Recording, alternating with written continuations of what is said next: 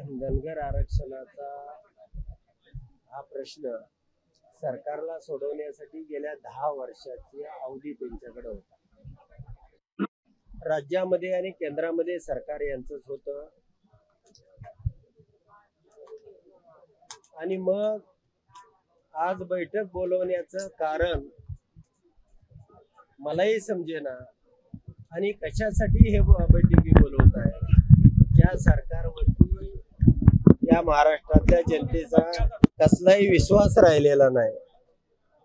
हे गद्दारांचं सरकार एवढंच या महाराष्ट्रातल्या जनतेला ज्ञात आहे आणि मग हे सरकार आज बैठक बोलवून माझ्या माहितीप्रमाणे समाजाला एक फसवण्याचं किंवा फार्स करण्याचा प्रयत्न त्या ठिकाणी सरकार करत आहे।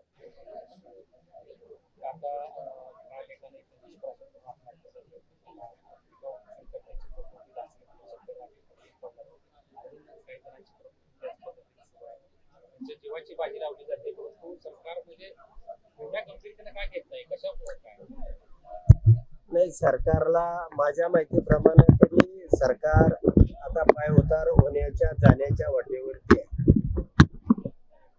आणि सरकारला काय करायचं असतं, या महाराष्ट्रातल्या धनगर समाजाचंच नव्हे अनेक समाजांचे प्रश्न सोडवायचे असते तर सरकारला पुरेपूर 10 वर्षाची सगळी अनभिज्ञ सत्ता होती।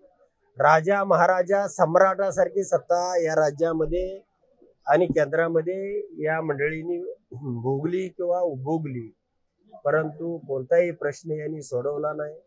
आता जनता यांना निश्चितपणाने आपल्या घरचा रस्ता दाखवेल आणि भविष्यामध्ये या उपोषणाच्या माध्यमातून मी राज्यातल्या धनगर बांधवांना जाहीरपणाने विचारू इच्छितो की मित्रांनो, आपण जागे होणार आहे का नाही, एकत्र येणार आहे का नाही, एक विचारानं आपल्या समाजाच्या प्रश्नावरती कधी लढणार आहे का नाही।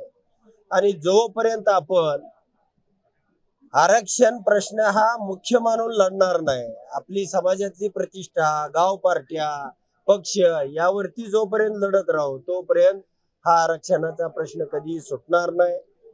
या ठिकाणी या तरुणांची प्रकृती अतिशय खालावत चाललेली आहे। मला सरकारलाही इशारा द्यायचा आहे, तुम्हाला काय करायचं असलं बरं बोलं तर या महिन्याभराच्या आतमध्ये करा, अन्यथा तुम्ही घरपोच झालेलाच आहे। आणि या ठिकाणी मी राज्यातल्या धनगर बांधवांना या तुमच्या माध्यमातून सांगू इच्छितो की तुम्ही सगळेजण ताकदीनं पंढरपूरमध्ये या, आम्ही उद्या बसून त्या ठिकाणचा निर्णय करू आणि तुम्हाला दिवस कळवू। त्या ठिकाणी या पंढरपूरमध्ये विराट असं धनगरांचं रूप या ठिकाणी या सरकारला दाखवून 60-70 वर्षामध्ये अनेक पक्षांनी सत्ता भोगलेली, मात्र या आरक्षणाला मारेकरी कोण आहे?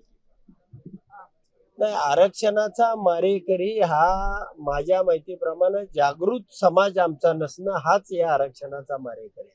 आम्हाला घटनेनं दिलेलं आरक्षण देत नसतील तर ह्या समाजामध्ये समाजाला जागृत करण्यामध्ये आम्ही कमी पडलो, त्याला एक दिशेनं नेण्यामध्ये आम्ही कमी पडलो आणि त्याचा फायदा या विविध राज्य सरकारांनी केंद्र सरकारांनी घेतला आणि त्यामुळे समाजाची ही अवस्था हा अप्रोच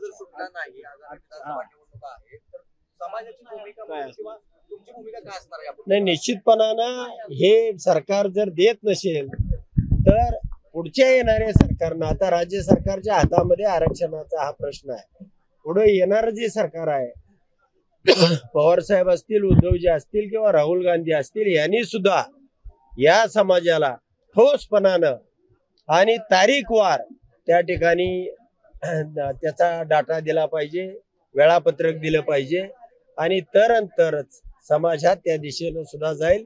नाहीतर गेल्या वेळेला वंचित, अमुक तमुक बऱ्याच पक्षामध्ये वेगवेगळ्यामध्ये आजच्या बैठकीमध्ये तोडगा निघणारच नाही, तो फक्त फारसा आहे। त्या बैठकीमधून काही निघूच शकत नाही। यांची कॅपॅसिटी किंवा यांची जी मानसिकता आहे, मनोरुग्णता आहे हे मला माहिती आहे, त्यामुळे यामध्ये काही निघू शकत नाही। पण उद्या आम्ही काही प्रमुख लोक बसून या पंढरीमध्ये धनगरांचं वादळ येणार एवढं मात्र नक्की सांगू। 10 वर्षापूर्वी फडणवीसांवर विश्वास ठेवला समाजाने, 10 वर्षानंतर विश्वासघात झाल्यासारखं वाटतं। नाही, विश्वासघात झाल्यासारखं नाही, विश्वासघात जाणून बुजून केला. सत्तेवर आल्यानंतर सुद्धा केंद्रामध्ये राज्यामध्ये यांचं सरकार असताना सुद्धा या समाजाला गृहीत धरलं गेलं आणि या समाजाला आरक्षण देण्यासाठी अनेक मार्ग होते. आदिवासीमध्ये सुद्धा अवकडं जसं आमच्या एनटी मध्ये आहे किंवा अजून कोणा त्या ह्याच्यामध्ये आहे, एसटी मध्ये आहे, अजून वेगवेगळ्या प्रवर्गामध्ये, तसं एसटी मध्ये करता आलं असतं.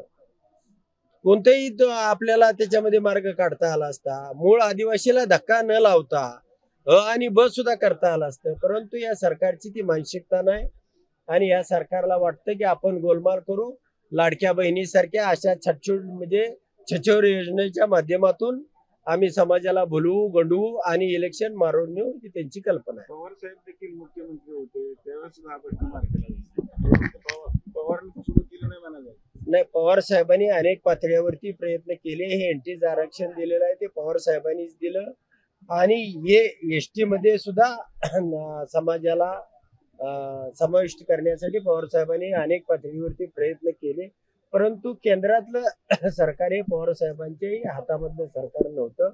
पवार साहेबांना जे जे करता येईल ते केलं. मी म्हणत नाही सगळ्या अंगाने केलं असेल, पण त्यांना करता येईल तेवढं केलं. परंतु त्यामध्ये त्यांना यश आलं नाही किंवा त्यांच्या हातामध्ये तेवढी ताकद त्या ठिकाणी नव्हती.